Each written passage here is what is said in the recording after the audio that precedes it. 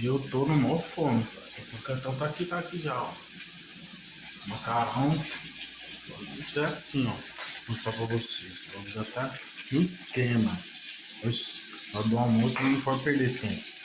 Vou mostrar pra vocês um pouquinho da minha culinária. Ó, o feijãozinho tá aqui, meu parceiro. Aí eu vou descongelar. O que acontece? Aqui já tá fritando, mas aqui demora. Aqui demora. Aí pra ser mais rápido, já taca no fogo. Taca no fogo pra ser. Agora não demorar, né, meu parceiro? Entendeu? Bora almoçar.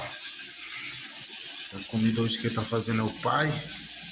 Vai desenrola, tá na culinária. Não é brincadeira não.